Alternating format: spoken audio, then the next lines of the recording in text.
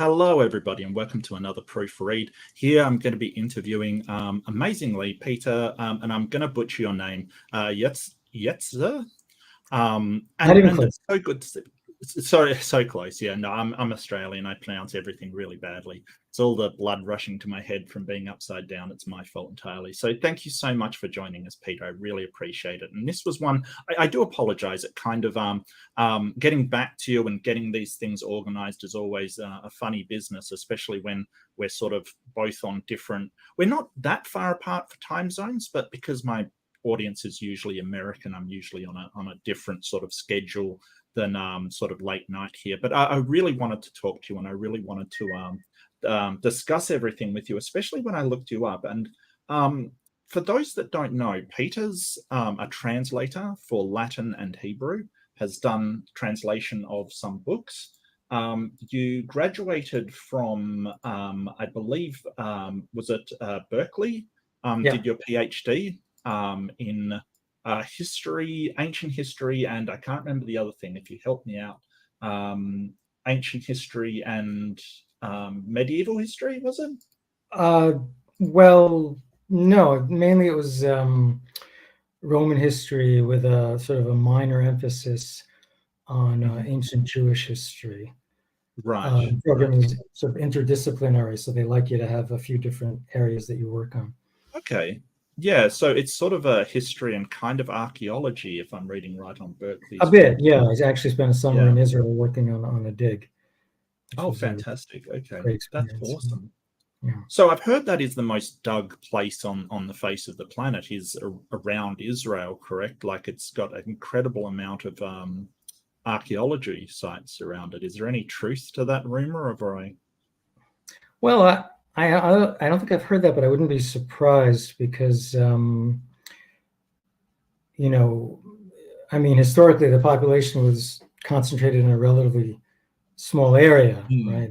And that's where people live now. So, you know, it's sort of just generally understood that if you like to sort of putter around in your own backyard, you know, with a shovel, that there's a pretty good chance, you know, that you'll find maybe not something valuable, but you'll probably find, you know, an oil lamp. Interesting stuff. Yeah. And significant. You know, go on. Sorry, go ahead. No, go ahead. No, this is the government Department of Antiquities, and you know their job is to look after all of this stuff. And theoretically, if it's not important, you can just keep it. But they also have huge storehouses, you know, those sorts of stuff. Oh, of course. Yeah. And nobody's found the ark yet, I presume. Well, they haven't told me. Yeah, right. But yeah, maybe Ron Wyatt has. But so today we're going to be discussing sort of and you sort of made it clear that your real sort of focus is the Second Temple period. And I will be completely honest and upfront. My knowledge of the sort of transition from sort of Israelite culture to Jewish culture is flimsy at best and absolutely appalling at worst. So this is something that I really wanted to talk to you about. I think you probably picked up that, and I guess from reflection, I'm using Israelite and Jewish interchangeably, which, you know, obviously you wince and want to cry every time you hear me do that, correct? Not just you, but yeah. Right. But people in general use those terms interchangeably. And so I wanted to get a handle on sort of what is meant by Israelite, what is meant by Jewish. And I realized there wasn't sort of one boundary point that suddenly people, you know, flipped culture kind of thing. But I wanted to know sort of where the significant steps were that sort of changed the culture from sort of the ancient Israelite culture to the sort of more modern Jewish culture. Right. Well, okay, so when we're talking about the period, say, I mean, I guess the general thinking now is that, you know, at first, like if you go back, say, to 1000 BCE or past that even, which is like the earliest writing I think we even have from this part of the world, basically people who lived here were Canaanites, right? That's what they're called now. And there were different tribes, some of whom are mentioned in the Bible, but that the people that later became Israelites were part of that group, and culturally they weren't so easy to distinguish. Eventually they developed enough of an identity that, now if you go and dig up one of these sites, you can tell. For example, not surprisingly, at some point they didn't eat pigs, right? That's, a major, you can actually tell by the dumps in these sites, that's one thing.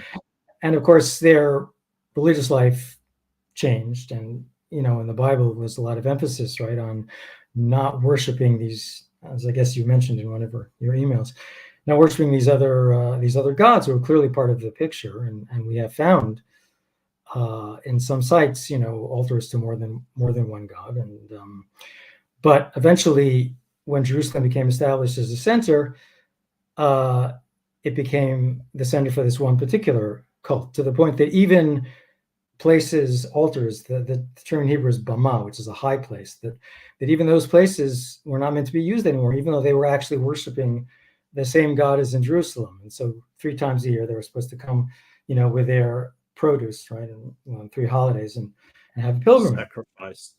Right. Or sacrifice there. Yeah. Okay. Right. So that's the viewpoint of the Bible as we have it, right? But that was a long time developing.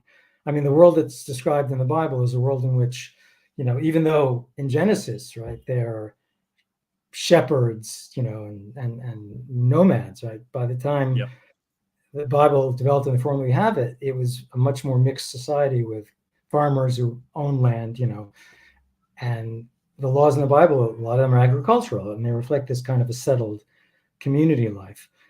And then Jerusalem was the center, I guess the only center of any size, where you had the temple, you had priests, and you had the king and the court. And again, these are the focuses of foci of Israelite life, what's called the monarchical period, right? And because there were 2 kingdoms, like there was Israel in the north and Judah in the south. After David and Solomon, it split into 2 kingdoms. So that's basically the story. And for example, the Book of Chronicles discusses them sort of in tandem.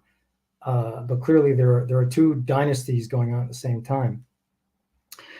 And this was the situation more or less until the 2 big empires in Mesopotamia, right, the Assyrians and the Babylonians, their empires dominated the whole area, right? And then eventually they got around to conquering the land of Israel as well.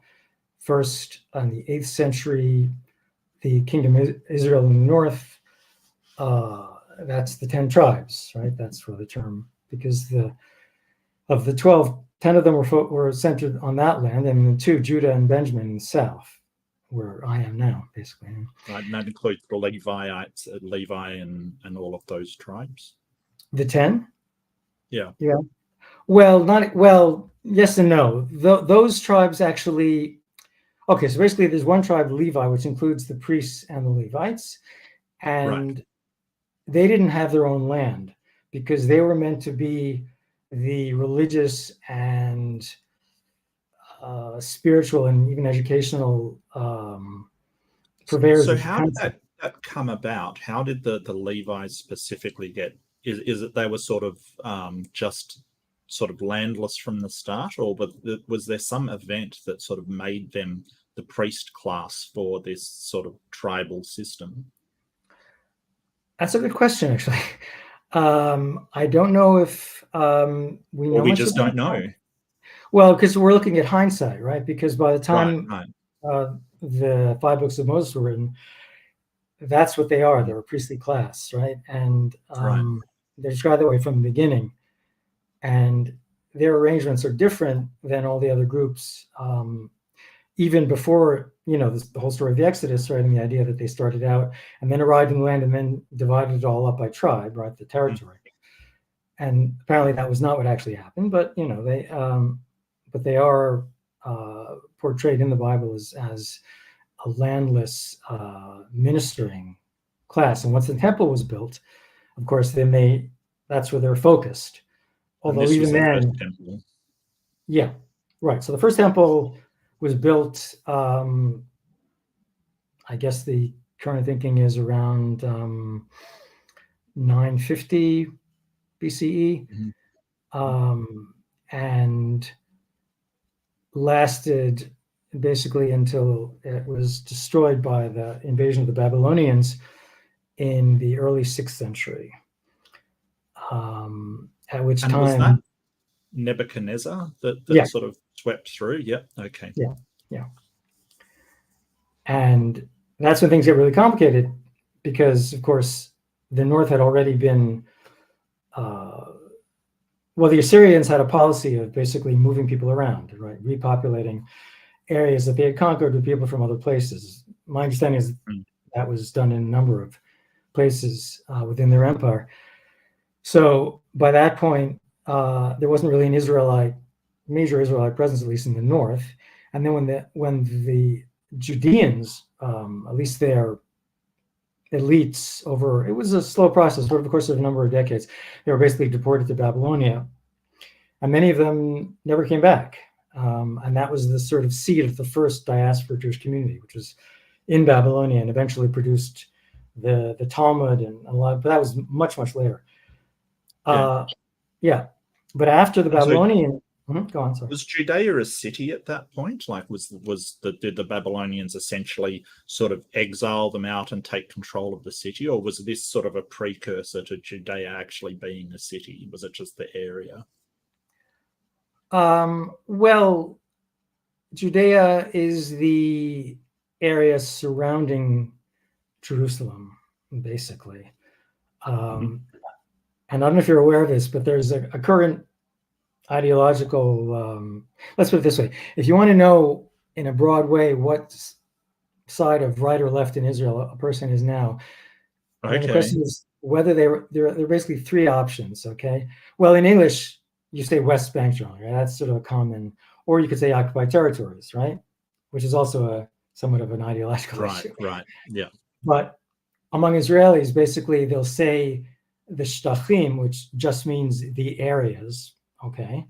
Or they will say Judea and Samaria, because Samaria was the capital of the northern kingdom of Israel, and Judea is the southern part, and both of those areas, or at least the central part of them, are within what is now various parts of the Palestinian territories.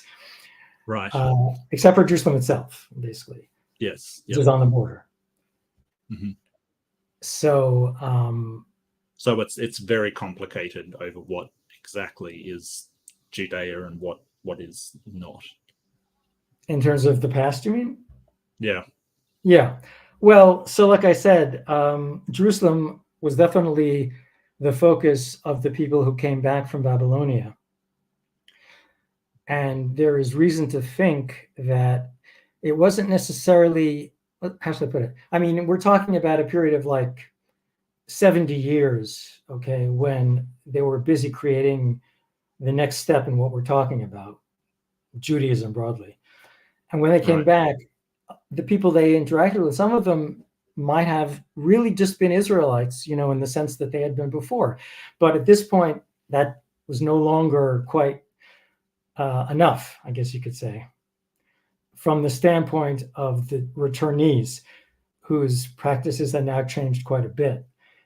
And when they rebuilt Jerusalem,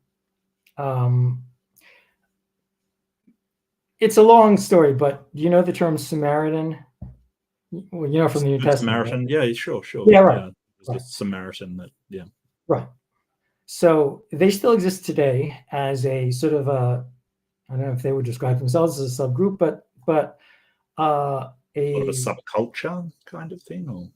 I mean, they were their own origins. It's very complicated, because they themselves, I guess, were living in this part of the world when there was not much of an actual Jewish presence, for hundreds of years, right? And so their culture today is, you could say, much closer in certain respects to Islam, or at least to Arab. Right. Yeah. They definitely don't see themselves. I mean, they definitely see themselves as the earliest stratum, of what's here now in terms of the Jewish world. And when they came back from Babylonia, there were conflicts, which were recorded in the books of Ezra and Nehemiah, which are among the latest books of the Bible. Yeah. And it's not clear just, according to basically the Jewish standpoint, these were among the people that the Assyrians had brought in. And that's why they're called Samaritans, because they were from Samaria and farther to the north. And they didn't really have that sort of bona fides, that the Jews had. And they were at each other, well, at its throats, but they were certainly hostile to one another for centuries afterwards, to the point that, according to Josephus, when the whole area was conquered by Alexander the Great, both sides basically went running to him to basically stake their claims, because they knew that that was the moment, that they had to do that. Right. They had to lay a hand on the area, with Alexander the Great's inventory. But I think, if I'm not mistaken, it was the Persians that kicked Babylonia and then released the Jews. So Cyrus the Great, I think it was, if I've got that wrong.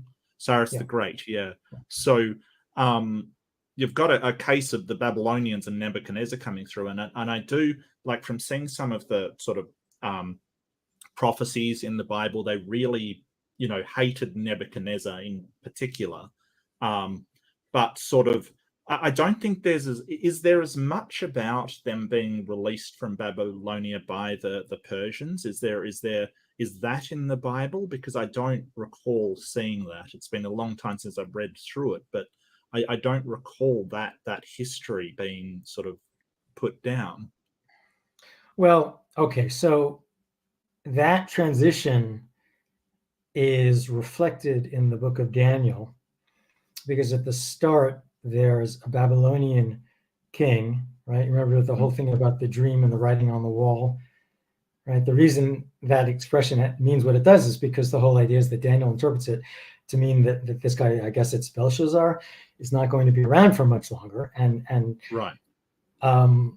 The book itself is fuzzy on the history. Nowadays, it's generally agreed that the book of Daniel was actually written in the Hasmonean period, when the second Jewish kingdom, after the Maccabee revolt, right, in the 2nd century.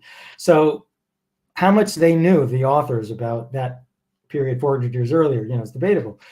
But they knew that there was a switch of management. So the Persians in Ezra and Nehemiah, which actually Nehemiah, which are actually from that earlier period, they do talk about this change and Cyrus, and basically the Jews were given a royal warrant to return and rebuild the temple, and even a certain amount of self-governance, which I think was not unusual in the Persian Empire in general. They had a relatively decentralized system. Right. We know a lot more about that actually from our Greek writers, because there were wars between Greece and Persia in the 5th century. So those writers, Xenophon, Herodotus, they tell us quite a bit about the Persian system. So was the the Israelite going on sort of changing into the Jewish empire there? Was that sort of a suzerain was that sort of a proxy ruled by Persia, or were they really just under their own control? Were they still under the sort of banner of Persia at that point? Yeah, they were. It's considered a province. We even have coins, from that period, which say Yehud, which is, so the Hebrew word for Judah is Yehudah. Okay. And this is, I guess, so the reason that Aramaic became basically the most important Jewish language, if you like, until Yiddish, I suppose, was because it became, most people in the Persian Empire were not Persians and didn't speak Persian. So Aramaic, which is a Semitic language, became sort of the most common outside of Persia itself, I guess, for the empire. and they used it administratively. So the coins and the documents from this part of the empire reflect that. Mm-hmm. Okay, that's interesting. And so, which point do we consider that the culture changed? Is it when they came back, rebuilt the second temple? Were they influenced by the Samaritans at all? Like, did that have an influence on the culture, like bringing part of the more Arabic culture to them, or was that sort of a real separation between the two? Well, it's a little early to talk about Arab culture in Right. Israel. Yeah. And as far as influence, it's an interesting question. I mean, the impression you get from the Bible, which of course again is definitely has its own agenda, is that the Samaritans definitely wanted to be part of what was now going to happen, and that the Jews did not want them to. You may recall that, of course, the whole story in the New Testament still, right? You get this impression that that's kind of the point of the story, isn't it? Is that Samaritans are still looked down on, right? And the whole point is that these Jews are not being helped, right, by their own people, and it's the Samaritan, right, that helps them, right? And that's considered unusual and kind of weird that a Samaritan would help a Jewish person, right? I guess so. I don't know how much we even know from that later period about relations. But like I said, we do know that when Alexander came in the 4th century, there were basically, they made a point of playing up their own legitimacy. And the Samaritans actually got permission to build their own temple on Mount Gerizim, which was their traditional place. And to this day, well, the temple doesn't exist anymore, but they do still actually have a religious life there. And every year on Passover, they have a slightly different Jewish calendar than other Jews do, but it's around the same time in the spring. I went once myself with some friends. They set up bleachers, and they, unlike Jews, they still practice, at least then, animal sacrifice. And it's quite a sight. So, yeah, they're wearing rubber boots and smocks because it's animals, and they go in and I kind of averted my eyes at the key moment, but they do this. They sacrifice lambs, Passover lambs, and Okay. No, that's interesting. So they've kept those traditions alive where Jewish people have, and that's really interesting. Was the Israelites the only Canaanites to do sacrifice, or do we know that, say, the Midianites and the Amalekites did as well? Like, how many of these actually did that sort of sacrificial thing? I would assume that they all did. Were they similar cultures, or were they sort of very disparate between these different tribes? I mean, my impression, I guess, you're familiar with Dr. Josh, right? Yeah, I correspond with him a bit myself, but I know that he's famous for saying, "Well, this isn't really, my thing," and this is much more history than mine, I'd say. No, fair enough. I don't want you to sort of feel like you're being pressured to talk about anything that is outside of your wheelhouse, Peter. I really don't want you to feel like that.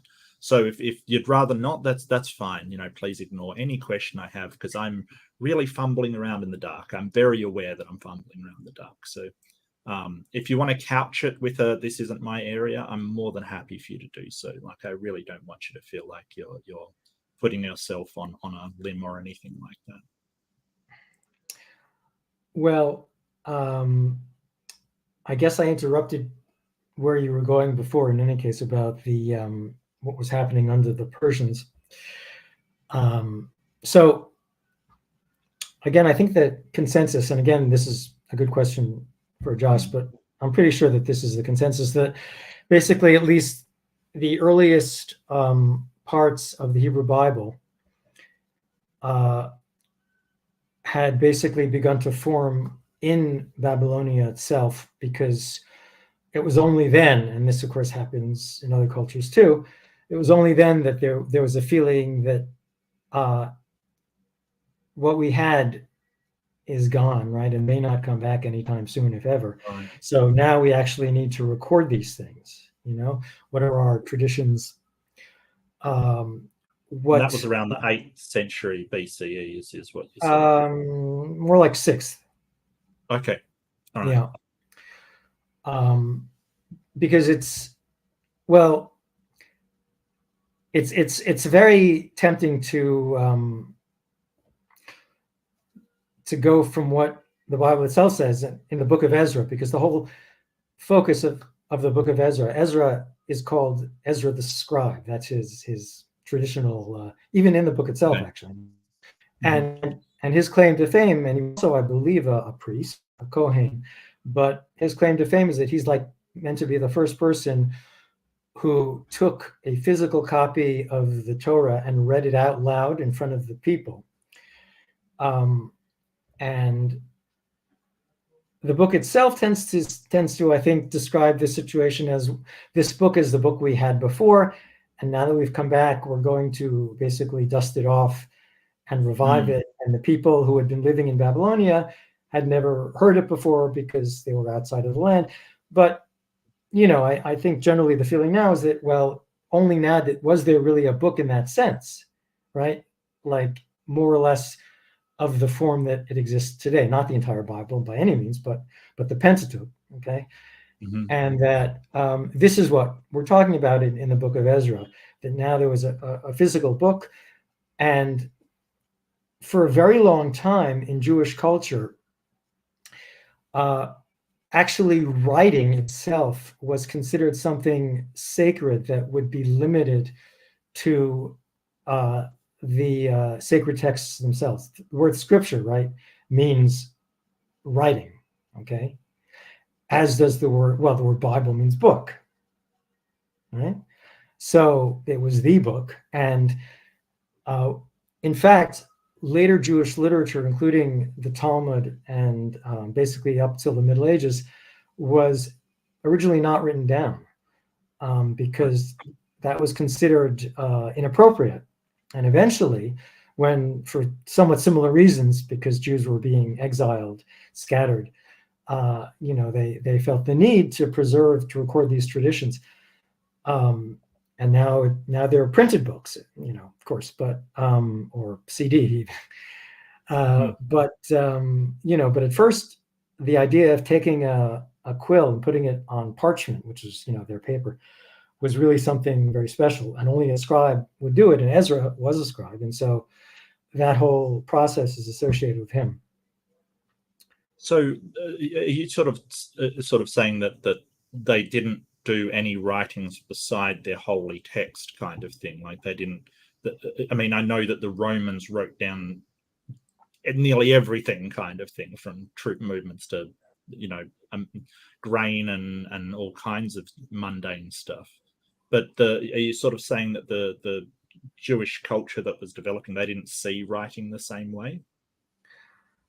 Well, yeah, I would say that. Well, okay, you know what? I should backtrack slightly, because let's put it this way. If you were writing anything that could in any sense be considered sacred, okay, and that I guess is not so easy to define, right, then it would fall into this category. In fact, even today, have you heard of the Cairo Geniza by any chance?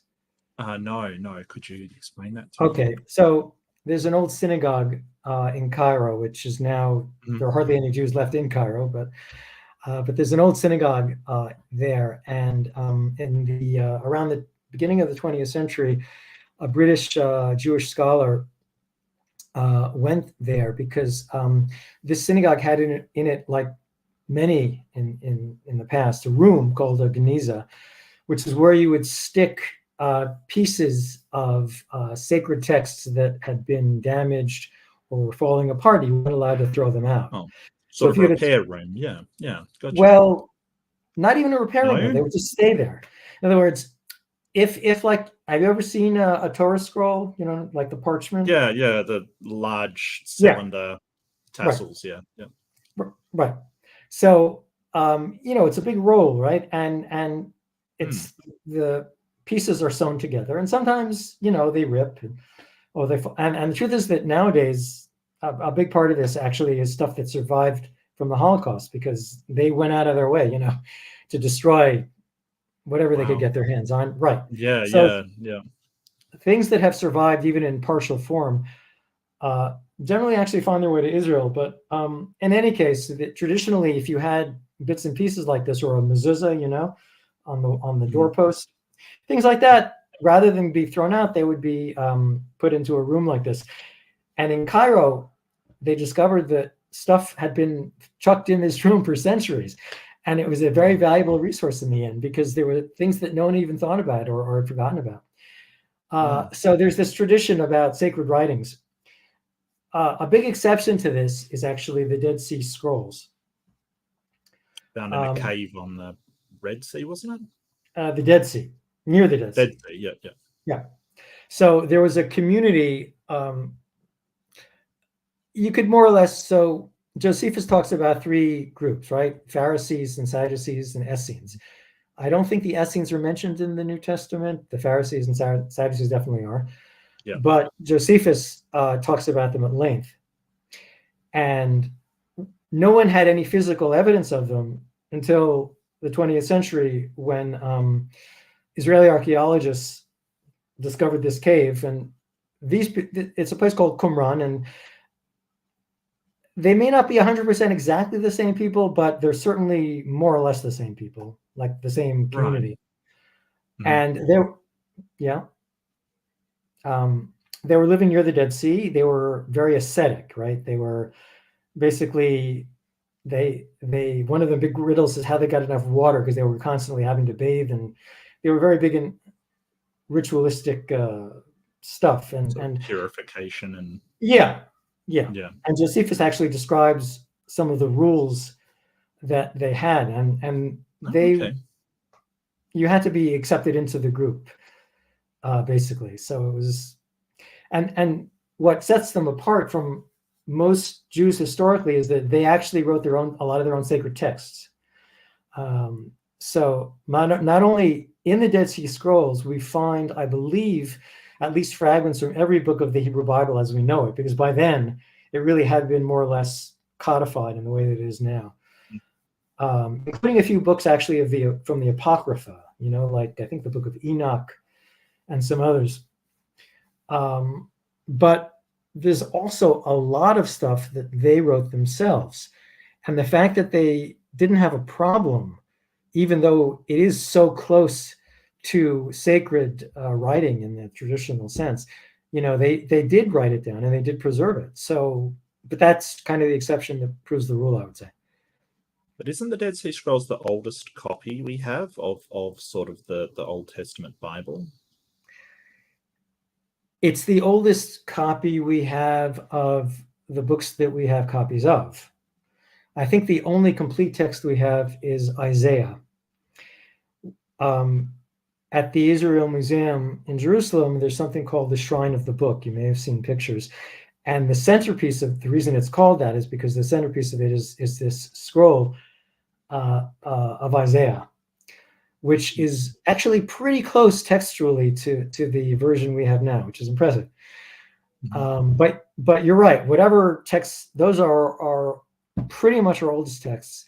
But the oldest complete Bible we have actually doesn't date from any earlier than I think around 1000 CE.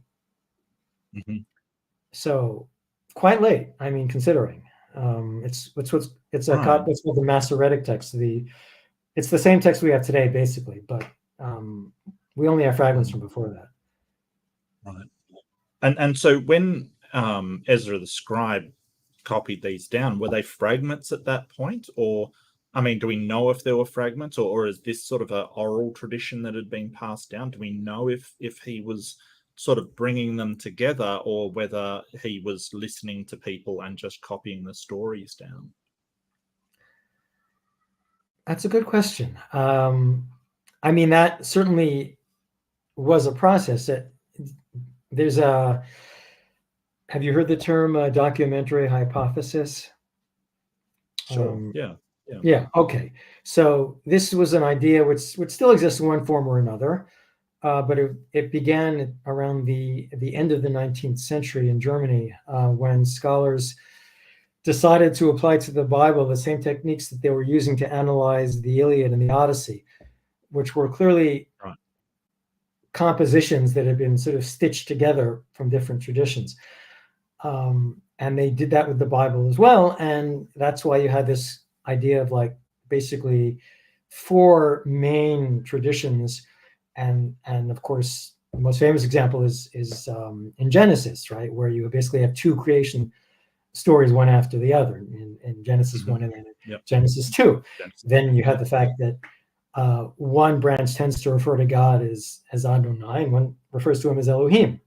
So that's the most basic level of this. So at some point that all that did get sorted out, but I think the feeling is that it happened before Ezra. Like Ezra was not actually, aside from the fact that this is a job that would have been a very long time developing, presumably. Right. What he had was presumably, I don't know if he actually composed anything himself, or that's certainly not the impression you get. But I guess that's really open to. In fact, I was at a lecture a few days ago. A friend of mine did, and there was a woman there who was actually a professor of Bible at Hebrew University, which is about as serious as you can get. And I actually asked her a question along these lines, just because it came up sort of in the course of this. And she said to me, we really don't know that much about what the actual nuts and bolts of what happened in Babylon itself. And why would we? I mean, there's really zero evidence for it. So anything we can say is basically retrojection. Yeah, so it's like displaced people, and I guess keeping records probably wasn't at the foremost of their mind at that point. Or hang on, you did say that they sort of did want to write stuff down at that point in case it was lost to time, kind of thing. Well, I mean, what you get is a kind of I don't know, I guess idealized version of how they wanted to remember the way things were with the king and the temple and the priesthood and the sacrifices and the agriculture. I mean, it's like, I don't know, do you think that most people tend to assume that the order in which the Bible was created is the order in which we have the books now? Because that's really not at all the case. In other words, Genesis is... I think I have assumed that we've sort of, I think that I've been guilty of assuming that. So how is that perception wrong? How is the order that we've sort of found them differ from the order in which things happened? Well, because a number of the books are more or less contemporary with the events that they're describing. I mean, I guess it's a question, say, for example, with all of the prophets, how much after their own time these things may have been written down. That I really don't know much about. But then you have, like I said, Ezra and Nehemiah, probably pretty close to the events as they occurred. And then you have, on the other end, you have a very late book like the book of Daniel. But you also have, for example, the book of Esther. Are you familiar with the story at all? No, not really. I've heard the book of Esther, but I don't know the story, offhand. So it's basically the only book of the Bible. Is that right? I would say the only book of the Bible. Well, no, Daniel, I suppose, also, but that's also okay. So basically, one of the only books of the Bible that basically takes place entirely in the diaspora. Okay, and that's kind of the point of the story. The point of the story is that there was this Jewish community in Babylonia. It takes place after the Persians have conquered it, but there's still definitely a minority and a minority at risk. And the diaspora is the exile in Babylon, isn't it? Well, it's a more general term. Okay. Basically, any Jewish community outside of Israel. It's still used today in that sense. But that's what you're referring to in this case, the diaspora. Yeah. Okay. So it's basically a story. The holiday of Purim is basically the recollection of this whole story. When the community of the Jewish community of Persia is threatened by this Haman, right? And in the end, they are saved because Esther, who has become the queen without anyone actually knowing that she was Jewish, manages to convince the king, who may or may not be based on an actual Persian king, to basically foil the plot against the Jews. So it's really... So Esther, who's a Jew, became the queen of Babylon. Persia. We're going to Persia. Yeah. Okay. How? That seems unlikely. Okay. Well, do we know if this event happened, or we just don't know? No. I don't think there's any. I mean, I suppose I have to go back to Herodotus. Herodotus is the closest thing to this sort of a story, I think, outside of Jewish tradition. But I don't remember if he mentions the idea of, I wouldn't be surprised of, wives of kings coming from, right, as sort of a dynastic, arrangement, right, like in Europe, coming from other places. Yeah. But in the book of Esther, the idea is definitely that she's hiding the fact because, again, they're afraid to have too high a profile. So throughout Jewish history, Esther has sort of tended to resonate, because of similar historical situations in which Jews were living on the knife edge, more than once. But in this case, we're talking about maybe the 4th century, and this is the community that never went back, if you like, to the land of Israel. Gotcha. Before. These are the ones that stayed. And it's at this point definitely Jews in at least some sense resembling what we mean by the term. Okay, and in the book, Mordecai, who's the hero of the story, Mordecai and Esther, they're related, and he's sort of her older relative and looks after her. He's called Mordecai Ha-Yehudi, which could be translated either as the Judean, in other words, someone from the tribe of Judah, right? Or just the Jew. It's literally the same word in Hebrew, Yehudi, in Greek, which is Judaios, and in Latin, which is also Judaios. So it's in terms of ethnicity and identity, it's a very hard, it's a fuzzy boundary. Interesting. So yeah, and is that sort of so that is definitely when they had sort of is that the sort of around the time the culture of sort of a Judean culture rather than a sort of Israelite culture had existed, or did it exist before then? You mean outside of Israel or in Israel, or both? In Israel.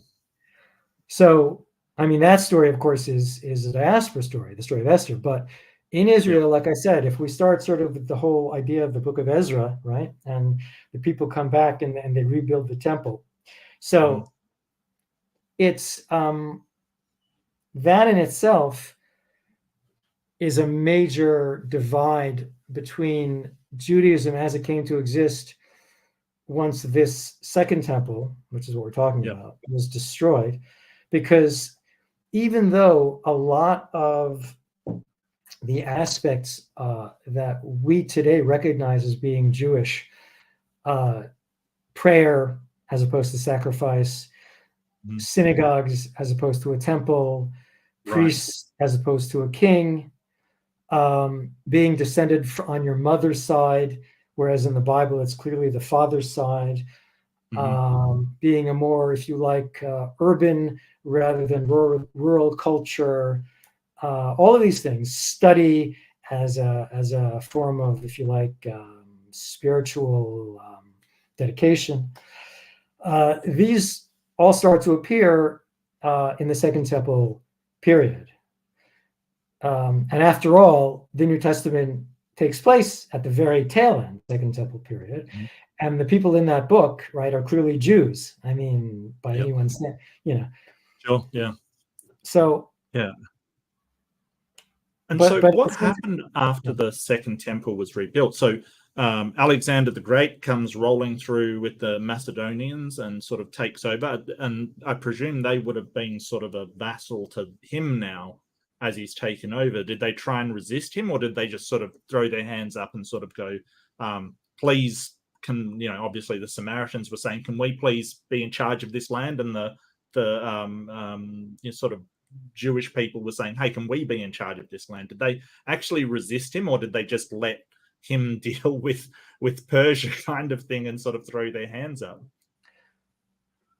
Well, I would say from my studies more generally, I think anyone who studied classical antiquity would agree that Alexander the Great was the single most popular individual in all of Greco-Roman history, including the Roman emperors.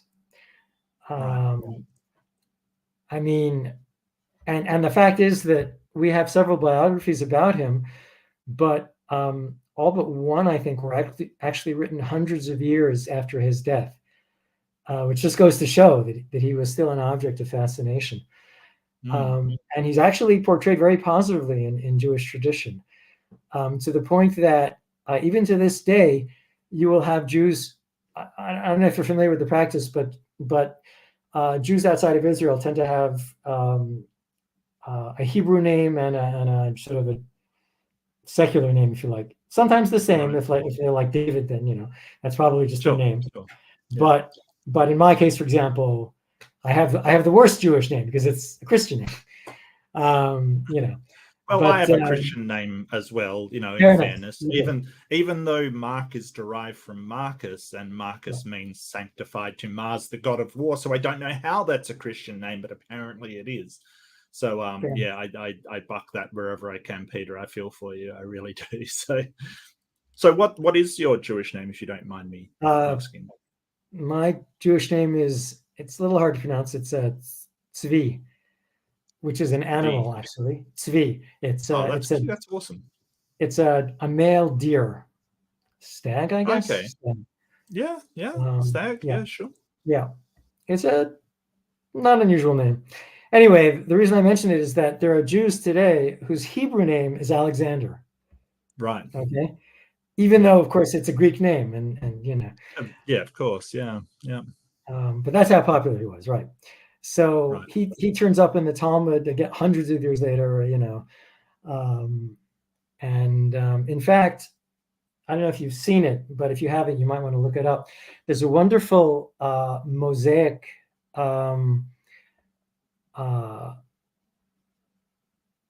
It's called the Alexander mosaic, I believe from Pompeii, and it pictures his major battle against the Persian army in 331. Sorry, it's been a while. BCE, and we know that this was a popular motif for paintings in Pompeii, where there's a lot of wall painting, right? You may have seen some of that. That was one of the paintings. So again, hundreds of years after his time. So Alexander, but you may know that after he died,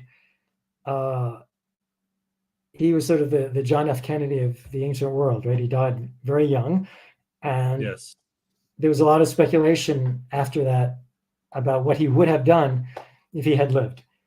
But he did so much in such a short time, didn't he? I mean, he basically conquered the known world before he was 25, kind of thing. So just incredible. Yeah. And so was this about the time when the Roman Empire was sort of getting established? Because if we're working towards sort of 300 BCE, then you're looking at the expansion of the Roman Empire at that point, aren't you? only within Italy at that point. Gotcha. Yeah. So all of the city states. Yeah. Yeah, this is a whole other field, but one I actually know much better. Right.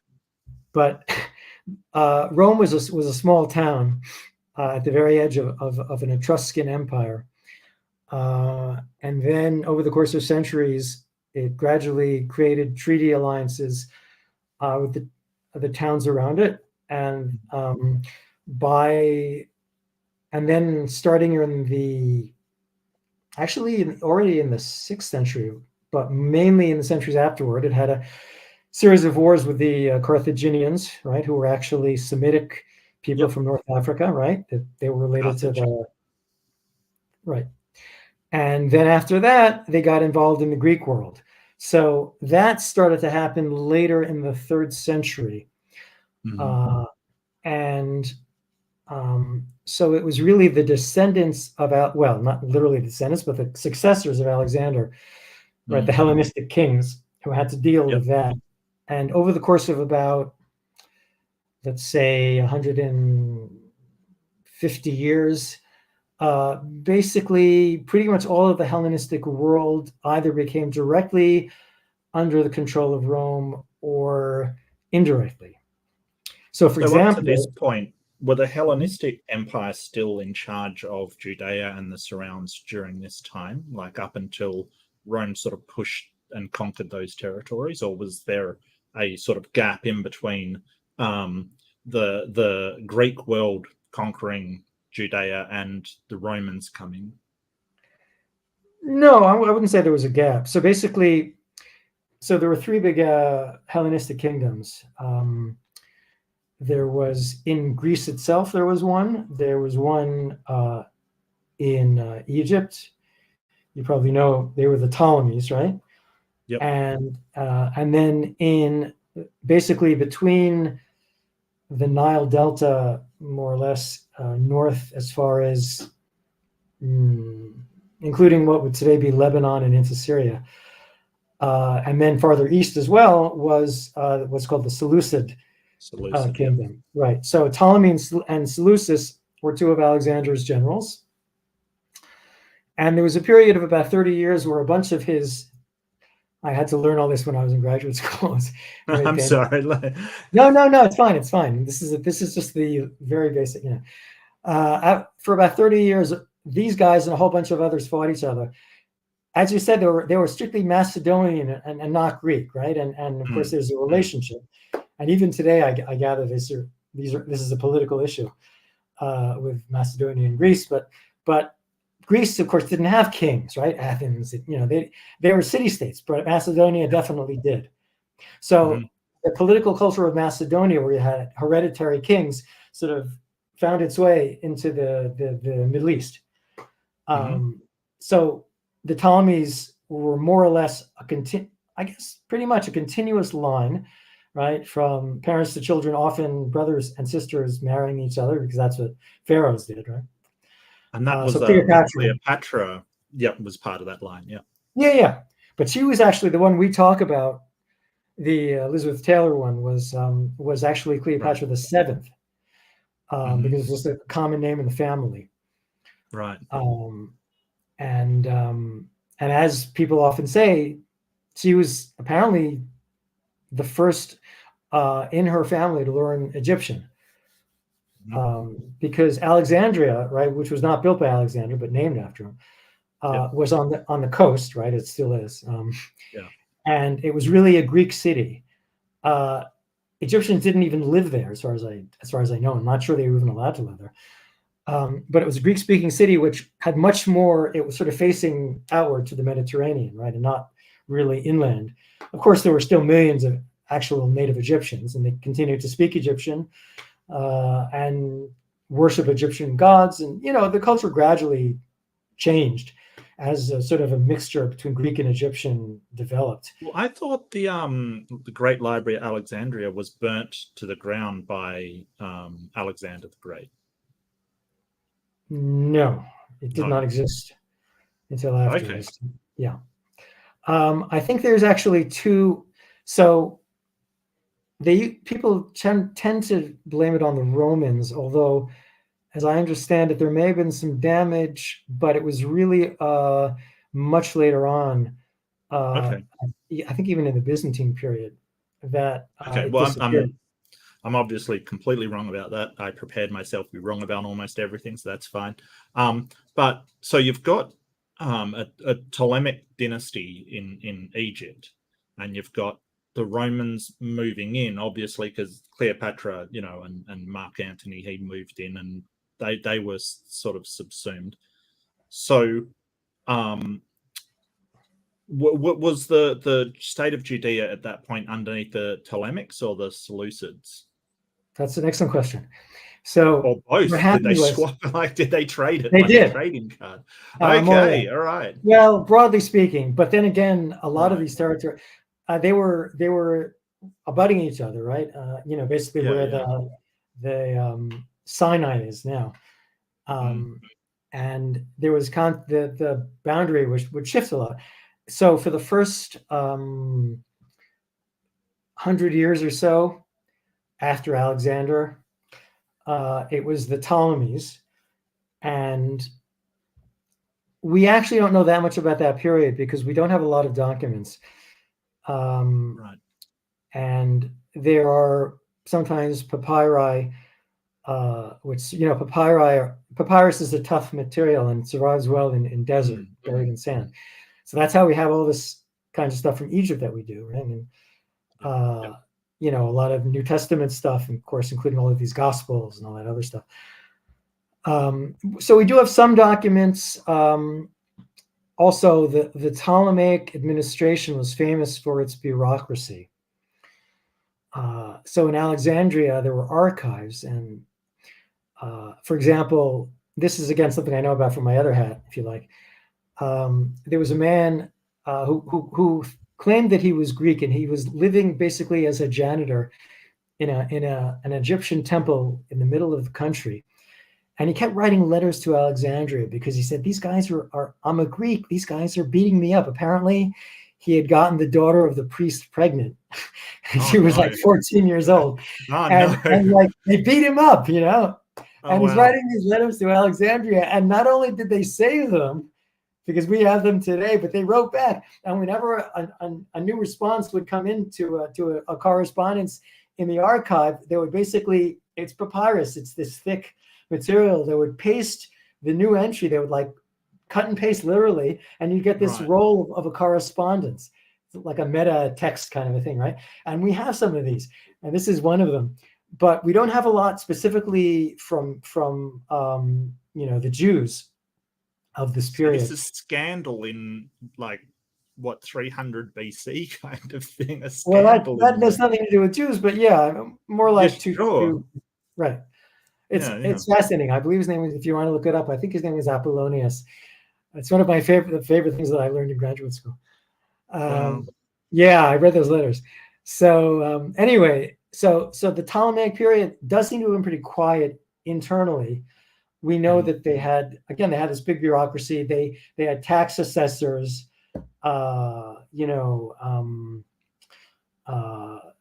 Egypt was like divided up into these tax districts. Everyone had to prove that they had, depending on how much land they had and how big a crop they'd had, that year. You may know that agriculture in Egypt, even today, depends mostly on the Nile flooding the area around it. Sure. So that was a whole thing.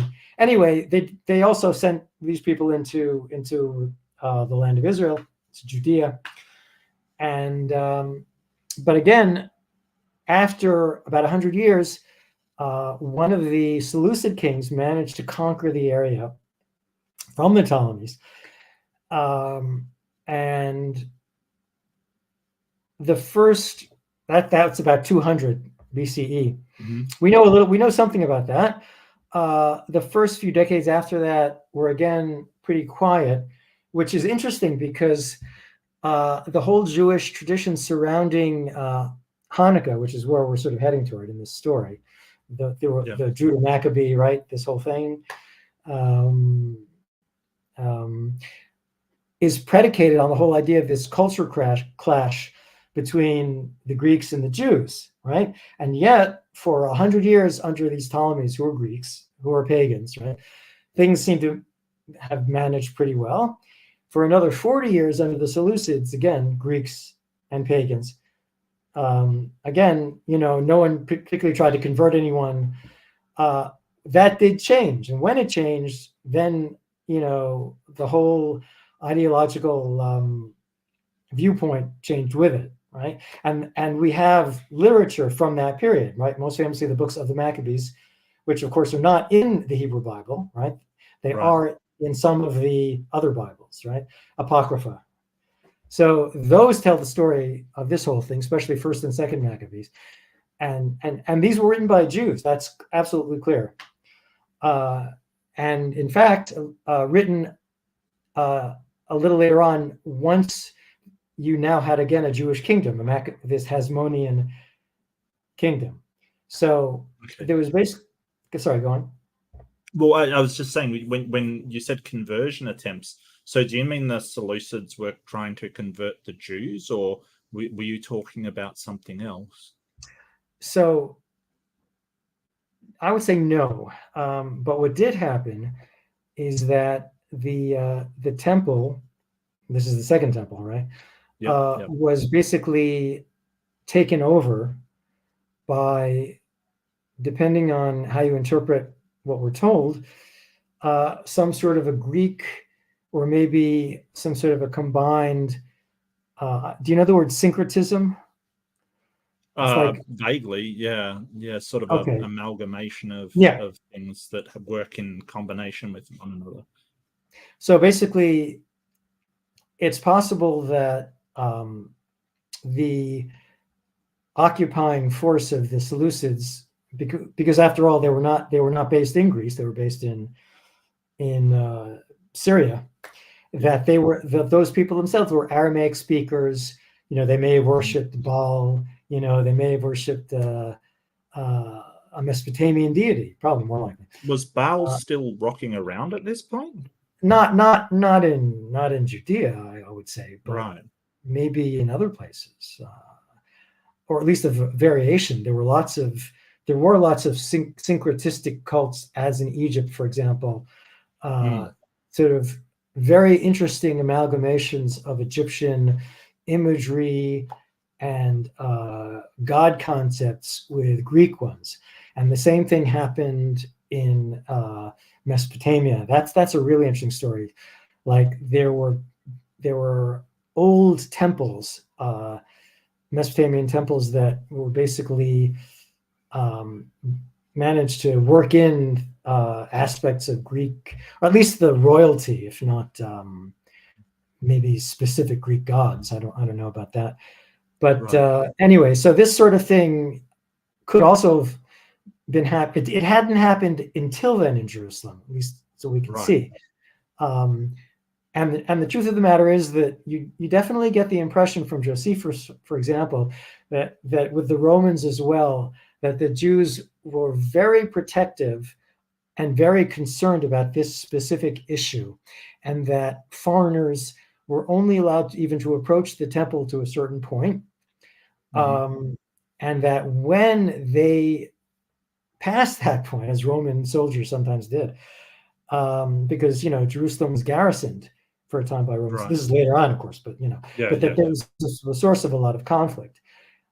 So the Hellenistic kings seem to have more or less avoided this. But then you have this one king, Antiochus, who is at the center of the story of Hanukkah and Judah Maccabee, and the revolt of the Maccabean, basically family, in the middle of the 2nd century BCE, which, for complicated reasons, managed to succeed, because against all odds, in other words, other things being equal. Although the truth is that the Seleucid kingdom had been extremely large at one point, and toward the beginning, and then gradually started losing footholds both to the Romans in the west and to the Persians in the east.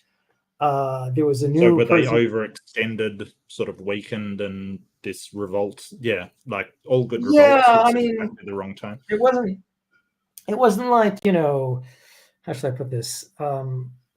a lot of ancient empires, or maybe most of them, it wasn't like they had huge administrations and, you know, huge occupying military forces unless there was an actual war going on. You know, you plant your flag, right? And people who are used to being ruled, I mean, would it have made such a big difference to them? I don't know. You know, in any case, they did lose most of their territory. So by the time we're talking about this rebellion in Judea, they simply may not have had the resources, you know, or the willingness to invest in trying to hold on to this little piece of land. Right. So you have this kingdom which remained independent for about 100 years under one family dynasty, which came to be called Hasmonean. And it's an interesting story because they basically started to style themselves more and more after Hellenistic kings. If you look at their coins, if you look at their imagery, and it became a source point for some Jews, at least, including possibly the first people to become the Essenes, who decided at some point to leave Jerusalem because they felt it was corrupt, unclean. Even they believe more the priests should be in charge, like in the good old days kind of thing. Because you're talking about that's a fair. Yeah, that's actually a really good point. In fact, the Hasmoneans themselves. Okay, so maybe I should comment. So after the return from Babylonia, basically, for the first time, you really had a government at the head of which was what you call the high priest, right? And now that's a term, of course, that you have in the New Testament. Yep. And at first, it does seem to have been. Well, you know what? That's not quite right. Before that, you had high priests, but they were always basically the adjunct of the king. Like they were the king's personal priest. That's what you find like with King David and the later ones. But now there is no king, right? You have an outside administration, the Persians, and then the Greeks, and sort of the local administrator, if you like, would be this high priest. And according to the Talmud, even though this may never have happened, that Alexander actually came to Jerusalem, no one else mentions it. But according to the Talmud, he came and he was met on the road by this high priest with a whole retinue. And what happened is that the high priest, he comes to meet Alexander wearing his robes. And what happens? Alexander falls to his knees. And it's like, why? You know, right? And Alexander says, this is clearly a Jewish story. Alexander says, I saw you in a dream telling me that I was going to defeat all of my enemies. So there you are.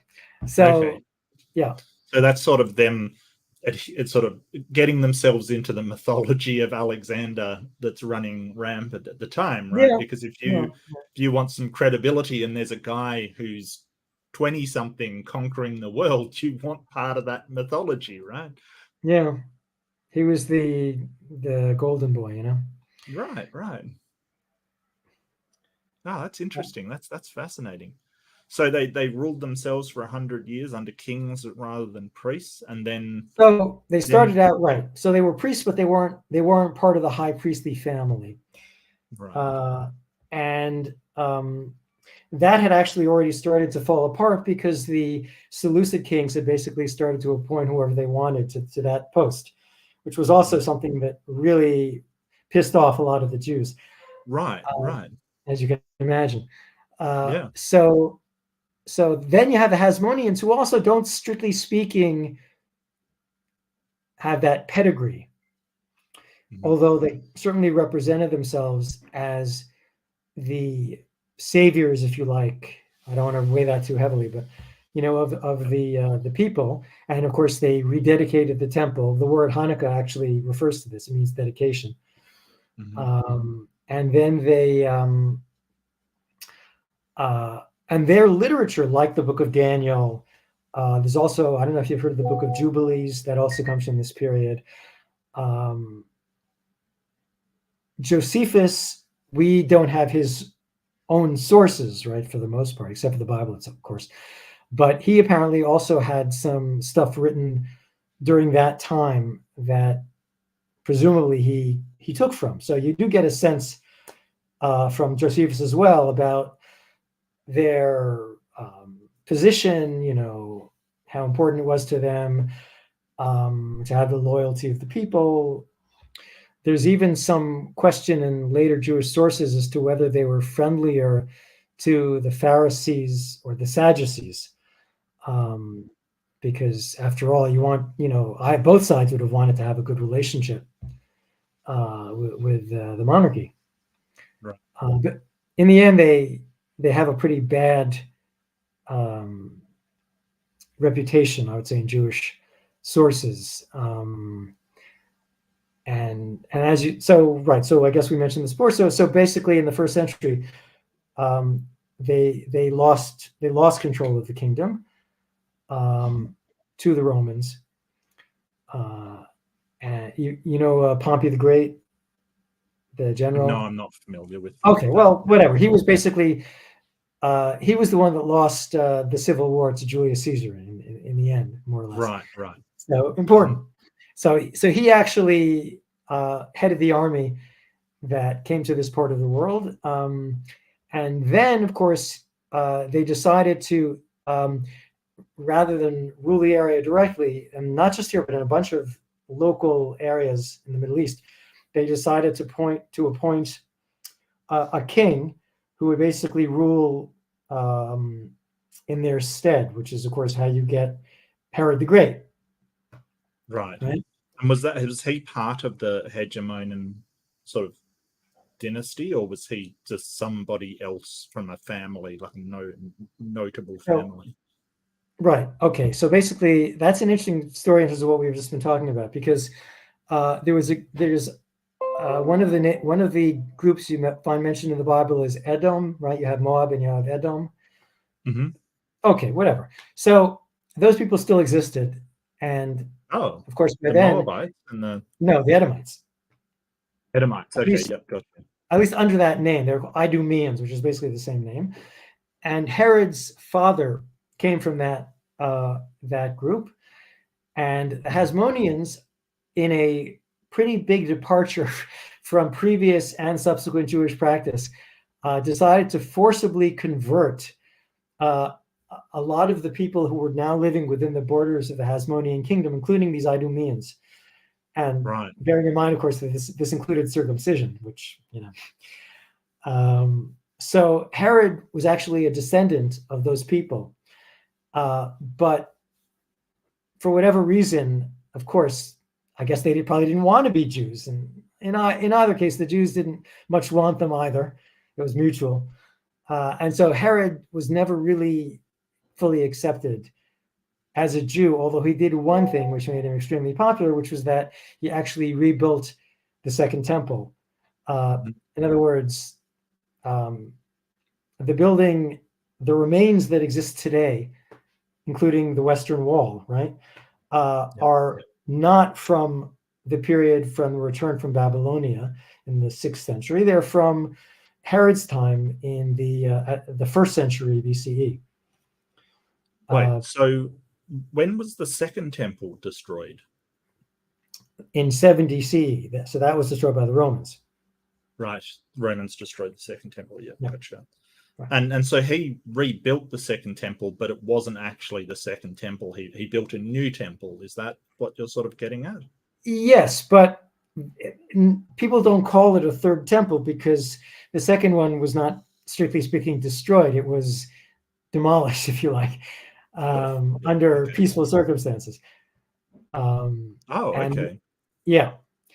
And actually, the temple he built architecturally and aesthetically had a lot more in common with Roman temples in other parts of the Roman world than it did with anything from before it, including one of the most important Roman inventions. If you're wondering, can you guess? Aqueduct. Yes, but to build an aqueduct, what do you need? You need a water wheel kind of thing, don't you? Piping? Maybe Maybe you do, but what you also need is cement, concrete rather. Oh yes, yeah, absolutely, yeah. The Roman cement. I think Right. we're only just discovering how they kind of did that as well. We kind of didn't know how they built their cement. Yeah, it was Yes, a it's formula, right? concrete. Thank you, Yeah. Nara. It is concrete. Yes, Yeah. thank you. Yeah. Nara's a lot smarter than me. He's onto it already.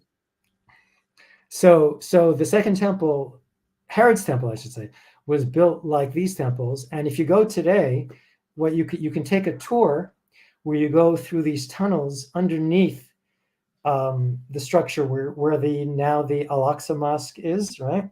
Because what they did was they built a huge artificial flat platform from concrete and built the building on top of that. And underneath, it was supported by these vaults, these like, what do you call barrel vaults, I guess?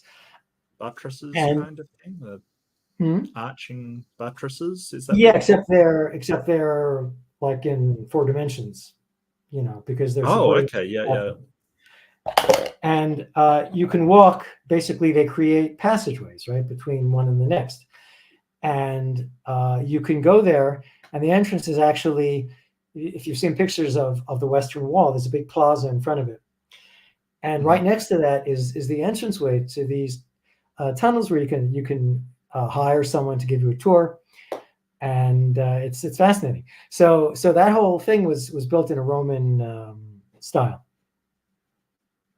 Fascinating.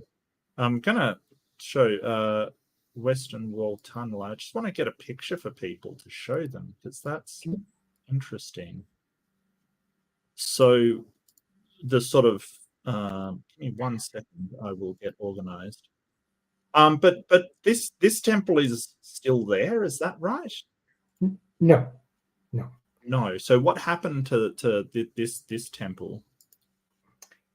Okay, so basically so we have Herod and his family, right?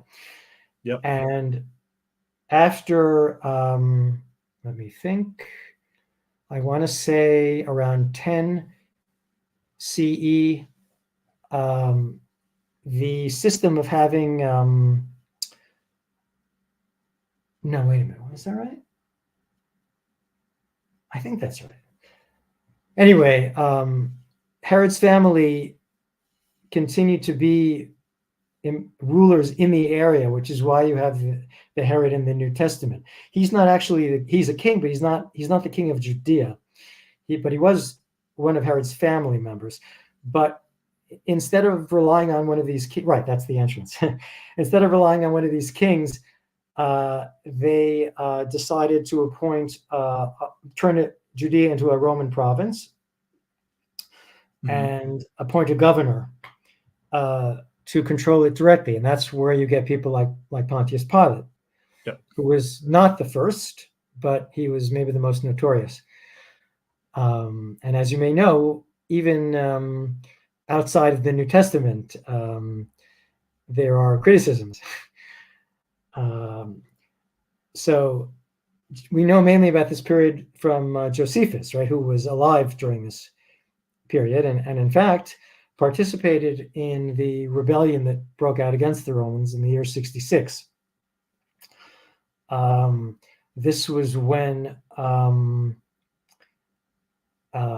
Nero was the emperor, and then after him there was a bit of an interregnum, and then you have Vespasian and Titus, and Titus became the general in charge of suppressing this revolt, right? Which is why there's an arch in Rome named after him, which depicts what happened after the Romans won.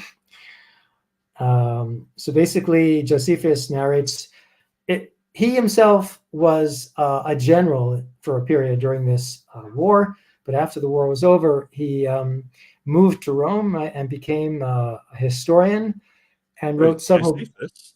Yeah. Really? I didn't know that. Okay. Did you think he lived his whole life in Judea? No, but I didn't know he was a general. I mean, I know that he traveled widely, and that he did lots of writings. Josephus, I mean, do continue. I do have some questions about Josephus and sort of how reliable he is as well, because I thought sort of the reliability of Josephus does come into question a little bit. But do go on. I don't want to interrupt you, Peter.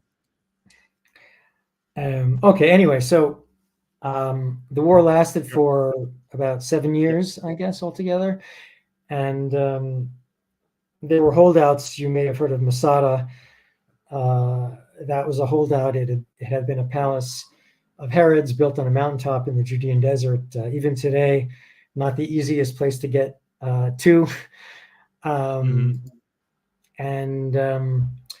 they held out there for quite a while, and in the end decided to commit suicide when they knew they were going to be captured. Anyway, Jerusalem itself, Josephus describes at some length what happened in Jerusalem. The temple was destroyed. Many people were killed. Others were sold into slavery.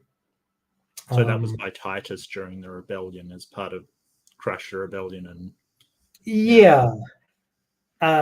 in terms of what you just asked me a minute ago, Josephus is in an interesting position because to what degree it was his own feelings, to what degree it was because he was writing for a Roman audience and as being patronized, like, he was presumably his bills, as it were being paid for in Rome, right, by Romans, which was a traditional, actually, Roman. There were earlier Roman historians who were in exactly the same, being a historian was not a, there was no such thing as book publishing, right? And you didn't get paid for the books you wrote.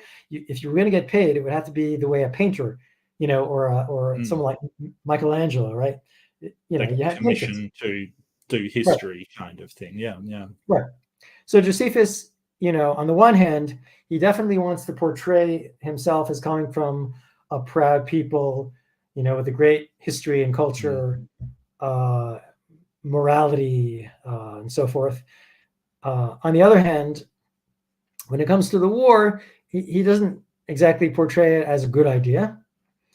And like other ancient historians of the time, what he does several times is to write speeches and put them into the mouths of actual people. This goes way back in Greco-Roman history writing. And there's a speech given by this King Agrippa, who was, again, one of the... He actually was, I guess he was Jewish. He was a member of the Hasmonean family, but not actually the king of Judea, but of a nearby area. And he actually gives him this speech about basically how it's not a good idea to try to oppose the Roman Empire, which again was written years after, this had all happened. But he also wrote this book. So he wrote several books, but the two main ones are The Jewish War, right, which describes this whole period. And then also a much larger book called The Jewish Antiquities, which is basically meant to be a history of the Jews from the beginning to his own time. And he writes this on the assumption that the Hebrew Bible is basically a history book, which it isn't. Quite apart from any question of its reliability or accuracy, it's simply not a history book. It's a, it's a law book. I've had some discussions on this one. Is it a history book? And we sort of, I would say that it is a book that was written in history. It isn't what we'd call a history textbook or something. It definitely is. It's an important book. It's so important, and it is insight into people's lives, but history book is a bit of a loaded term. The way that they use history book, or the theists that I've spoken to use history book, you could sort of call Homer's Iliad a history book kind of thing, under the same sort of criteria kind of thing. So I'm not sure I would agree. Well, right. So you basically have to apply the same kind of process that you do to Homer, which is this reflects certain aspects of a real world. like the setting, like the whole thing about Spider-Man in New York, right? It takes place in theory. In other words, it's not quite what we would call, say, science fiction, in the sense that, in science fiction, you really anything can be, right? However you want it to be. I mean, more or less. But, it does give us valuable insight into how the people thought and what their lives were like and what they considered important, cultural values and things like that. So I don't think it's sort of, just the same as... So I've heard the Spider-Man analogy. I kind of... If in the future we could glean some information about Spider-Man, New Yorkers were surly and, they bought things from newsstands. I'm actually a New Yorker. Right. Okay. Well, yeah, we could get some insight into the, culture of New York, but, we certainly couldn't trust, the events happening in it. Right. Yeah. Well, so that's my opinion on it anyway. Yeah. I mean, what I was saying before about how large parts of the Bible were written relatively close to the time they occurred. So the main question would involve the section that goes from Deuteronomy through the books of Kings. And because that is more or less written in a chronological sequence. And from the standpoint of the authors, of course, like talking about the period, say, of Joshua or the Judges, that's a way, much earlier time. Whereas if you're talking about the period right before the, say, the period of the Assyrian and Babylonian conquest, that seems to be fairly well corroborated by archaeology and whatever other information we have from those places as well. Like the Assyrians kept records, right? We have these steles you may have seen, right? And the Babylonians, there's all sorts of cuneiform documents. So that stuff seems to be written by people who intended, who made an effort to be accurate and who were writing about stuff that they were familiar with, So that's not an unreasonable. The question is what I was saying before, though. I started to, I guess. If you're talking about writing down your own sort of your own communal memory, if you like. Like cultural narrative kind of thing. Yeah, talking about the patriarchs, right, and the Exodus. That's a whole other thing, right? Yeah, because there you really are talking about a very distant past, and one in which the rules that, in other words, let's put it this way, the way that God behaves, if you like, in the historical narratives, is more or less the way that God behaves today. People might have dreams. There are prophets who say, God told me to, this and this, right? Like King David has a prophet, Nathan, who has, God talks to him. But, it's not the sort of thing you find in say, Exodus, where Moses, it actually says, right, in the Bible that he talks to God face to face, right? And that he sees God, and that the elders see God, okay? So you're talking about a period, far enough back that you can imagine things like that happening. You can imagine a burning bush, right? You can imagine manna in the desert, Yeah. But in the books of Kings, it's pretty much the real world as you would understand it. With just sort of visions and dreams, and God doesn't appear to anybody ever, and certainly doesn't bring anything down from the heavens for anyone, and it just is more a recording rather than him doing stuff.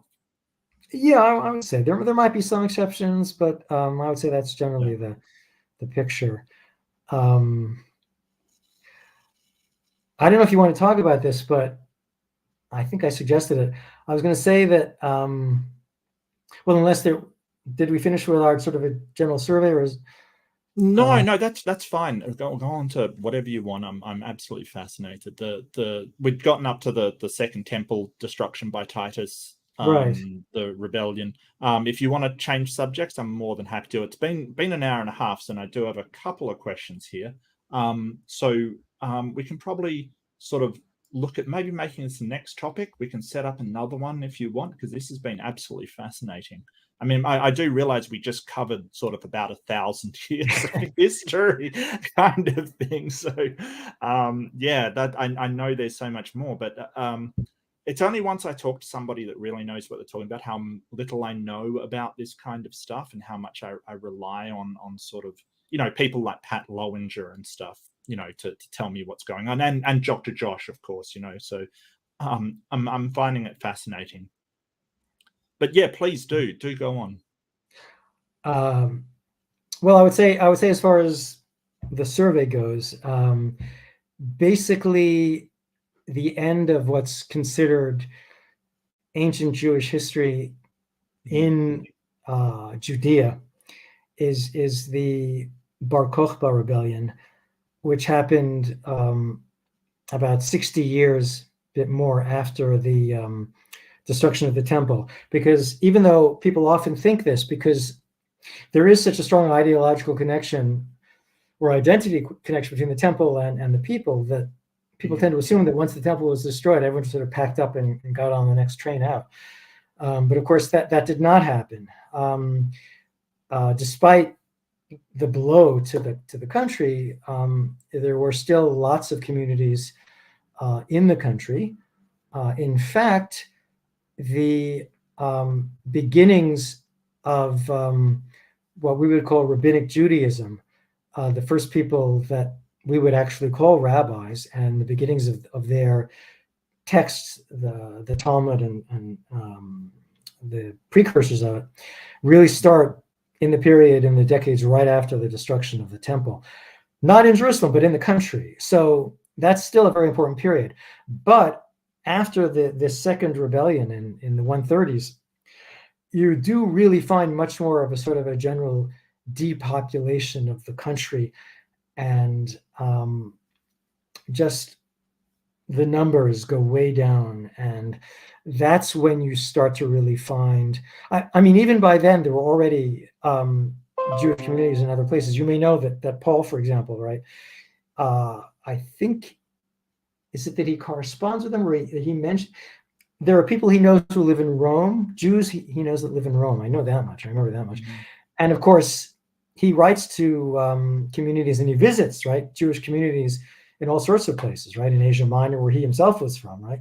Paul was from Tarsus, right, which I guess is a little inland in what would now be Turkey.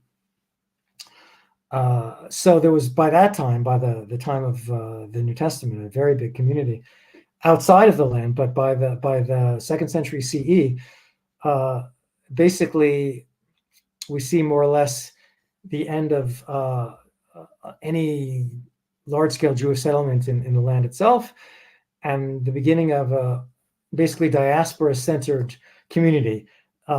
The biggest part of which at the time was a community in Babylonia, which was the longest established. But you start to see them in other places as well. First, in I guess North Africa, southern Italy, southern France, then eventually, of course, in throughout Europe, but that's already more in the Middle Ages.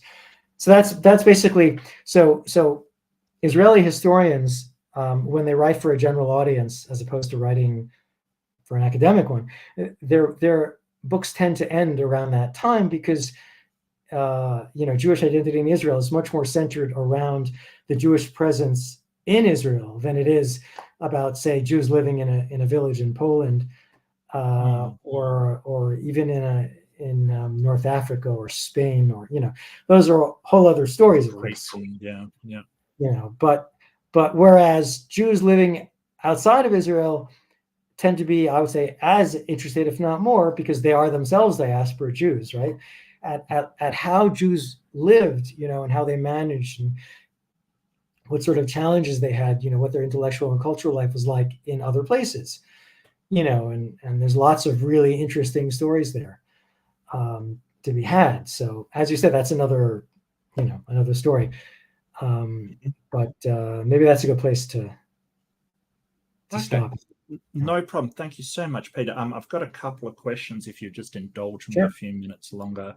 I would really like to ask them. The first one is from Nara the Atheist, and says, is there any strong or good evidence that children were being burnt alive and that parents had to be happy about it in Canaan? So I think he's referring to sort of the Midianites and the sort of Amalekites and the people that they said were burning their children alive and cannibalism. And I've heard a million stories about how evil they were. Is there anything? Okay, this I could say something about. Not because I know that am I correct that Dr. Josh actually did write something about Israelite? I believe he did. Yeah. I haven't seen it. I'd be interested. I can, I mean, I think it was in his Skeptic's Guide to the Old Testament. I think he did a note in. I can't remember. Well, I can tell you that about a 15-minute walk from where I'm sitting right now is a very nice cinema, and below it is the spot which is the inspiration for Gehenna. The Valley of Hinnom, as it was called in the Bible, where supposedly these things happen sometimes. Okay.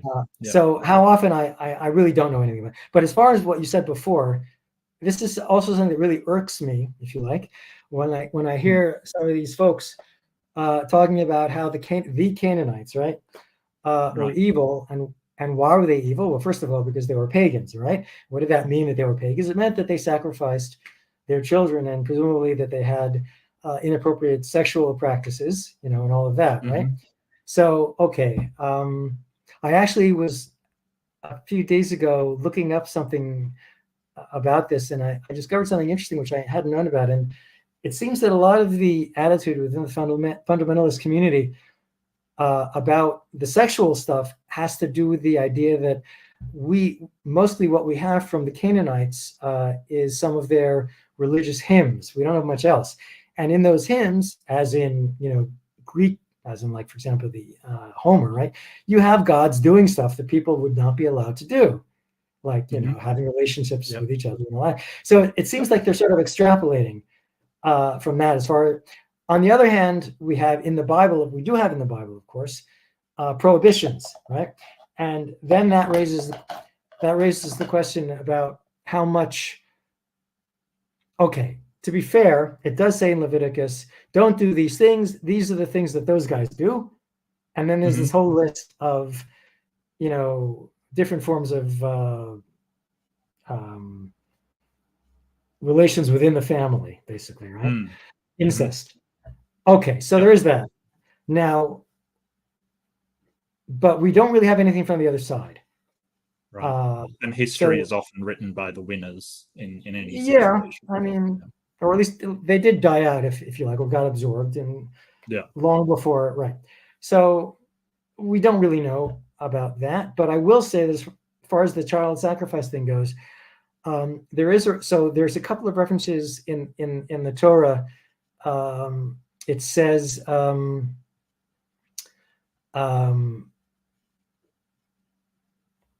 Lo titein la'avir lamolech. Okay, molech, which is usually translated as handing over your children to Molech, right? Moloch, yeah. Now, the more recent scholarship, right? So the more recent scholarship that I'm aware of says that there actually was not a god called Molech. This is a misunderstanding of the translators. Oh, okay. Yeah, and that it's actually a term for a human sacrifice, because the Phoenicians, right, and the Carthaginians, who were their cousins, okay, did do this, and they have that word. Okay, so excavations in Carthage have turned up inscriptions along these lines. It's actually an interesting story because there was a guy at Harvard, I don't know if he's still there, who looked into this, and what he says is this: they basically dated the remains that they found, and as we said before, right, there were these wars with the Romans, and apparently in the years before the last, like the Punic Wars, as they're called, which were the most disastrous for the Carthaginians, they'd been slacking off. Okay, people were like paying other people to basically buying their children, I suppose, or maybe just not sacrificing them at all. But after they lost his horse, they decided they'd been slacking off too much. So the number that they found, like the number of remains, went up again. Oh no! So you know, maybe their gods were angry at them that they lost the war. They better get child sacrifice. Wow, that is terrible. Oh, that's awful. Yeah. Anyway, this is something specific, it seems, to these people, and so of course the Phoenicians were not Canaanites, right? The Phoenicians lived on the coast. Right. They had ships, they had traders. You may know that our alphabet, the Greek alphabet, the Roman alphabet, the Etruscan alphabet, and so on, come from an alphabet of theirs, right? Because they were the first people to write business contracts, to keep records of stock. You know, and that was Phoenician writing, wasn't it, rather than Carthaginian? Yeah, Phoenician. Yeah. So they were living on the coast, and they were much more Mediterranean oriented. And the Canaanites were hill people. You know, they were either farmers or shepherds. So to lump them together, whatever they may or may not have done, to assume, which I think is what's going on, that all pagans, you know, all Canaanites were pagans, right? All pagans are more or less the same, and all pagans therefore do the same thing. Right. And it may be worth mentioning that the early Christians were suspected by their neighbors of sacrificing, well, actually, if I'm not mistaken, eating babies, and the whole, if you're familiar with the whole Passover blood libel, that actually, before that, even existed among Jews. It existed among Christians. They were suspected because they had these secret meetings, and who knew what they did. So it's kind of sobering. Right. Okay. Wow. So is that? Yeah, that's horrifying, but sure. Yeah. Wow. Robin Webster had another one. Did children find Dead Sea Scrolls? Do you know how they were found? If that's referring to a specific incident, then yes, as far as I'm aware of. So basically, I think was it in 1948? It was just at like, it's just funny that it happened when it did. So basically, the most famous, I suppose, Israeli archaeologist was named Yigal Yadin. He excavated Masada. And his father was also an archaeologist.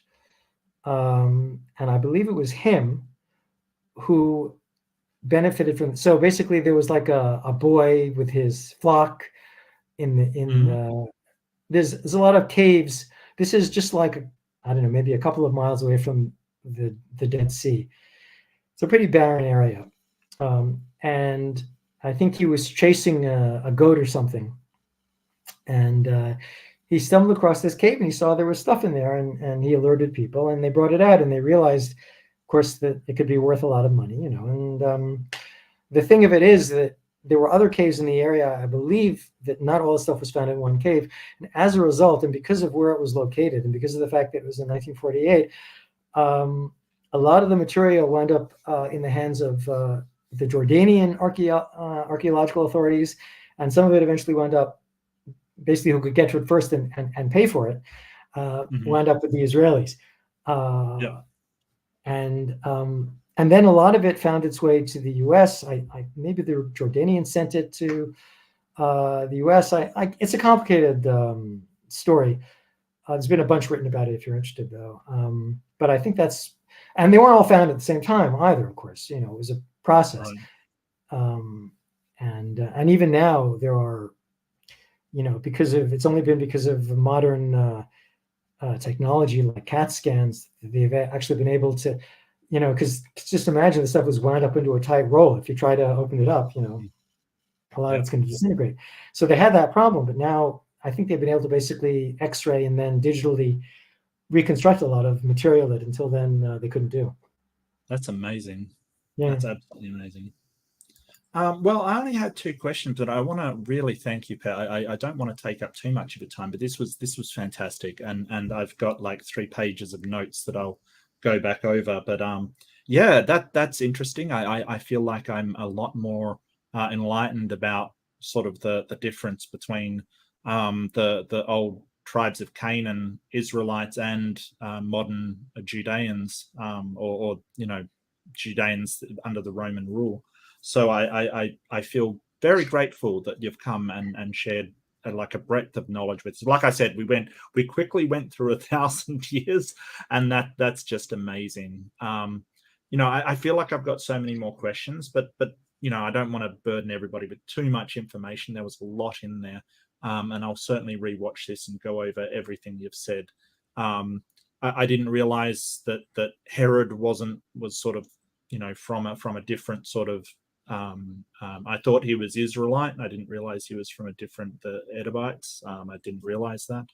There was a ton of stuff I didn't realize actually. So thank you so much, Peter. I really appreciate it. And have you got any books to plug or anything like that? I know that you've had some out. If you've got any links, I'm happy to share them. If you've got any recommendations, if people want to know more, I'd be happy to share those too. And in fact, I really wanted to ask you if you have any recommendations for somebody completely oblivious like me to actually start to delve in some of this stuff. You know what? As a kid, I loved Greek myths and things like that. So it is something sort of that I do want to learn more about, is sort of the classical world and how the sort of different empires fit together kind of thing. Yeah. Do you have any recommendations or? I mean, I would say it's actually interesting because I would say that as a public, and especially, it's funny, you grew up in America. I imagine you would feel even more so like this. And I actually lived in New Zealand once for a year, and I know what it's like to live in such a new country, right? I mean, but even America, after all. That's true, and that's not. Going through school, we did do real old history, but it was more like Dreamtime and the history of the Noongar people and the the Aboriginal stories, and but those stories are 50,000 years old kind of thing. So it's both a new and old country, I guess I would say. Which is a weird sort of thing to live in. But you're right. Like, I learnt nothing of Roman history or Greek history or, the history of the, Levant region at all, in any way. Certainly Latin wasn't on offer. I'll tell you that right now. Yeah. Well, I was going to say, so in Israel, actually, I'd say there's a lot more general interest in this sort of thing because when you're living in that sort of that's the environment. Area, yeah. And so there's a whole bunch of popular stuff written for that audience by professional historians, which is a nice thing. And some of it's even in English. For example, I mean, it's not a new book, but it's certainly a very broad survey, and I imagine it might even have more recent editions. But there was a professor at Hebrew University named, I believe his name is H.H. Ben Sasson, Bensasson. I think that's right. And I think the book he wrote this book. I think it's just called The History of the Jewish People or something like that. And I think each section is written by a professor, he was the editor of that particular era, which is why it's nice. I wonder if I should think in terms of it's coming up on Goodreads actually. Yeah. I like that one. Jewish people. Well, I might link that if that's a good place to start. If you do want more information, this is a recommendation from Peter on Amazon, apparently. So that's fantastic. Only available in hardcover and paperback, but that's okay. That's all right. Interesting. There's a lot of books that only deal with the ancient stuff, of course. I'm just thinking what would be a good one for the Second Temple period.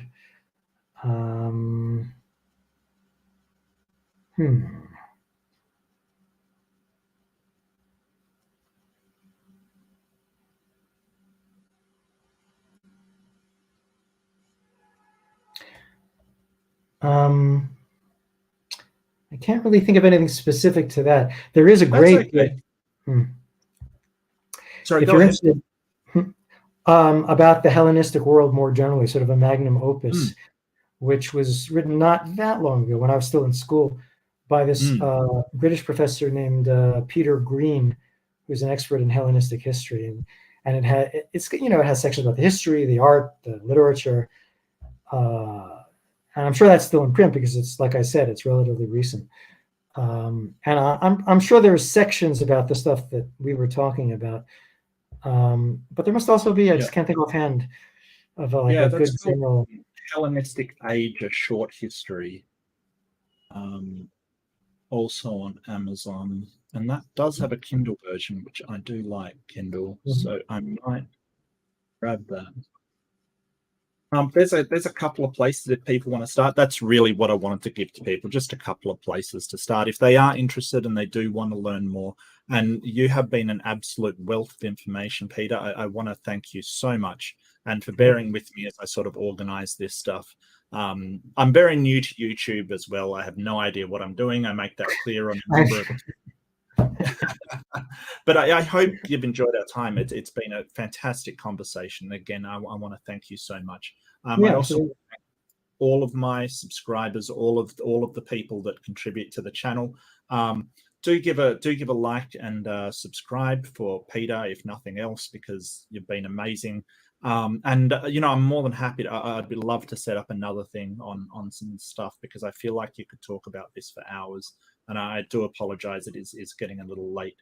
But thank you so much. Don't forget to be kind to yourself. Be kind to one another. Let's all work towards peace, and peace be upon you as well, Peter. I thank you so much for being here. I really appreciate it again. Thanks very much. Take care. You too. Thank you.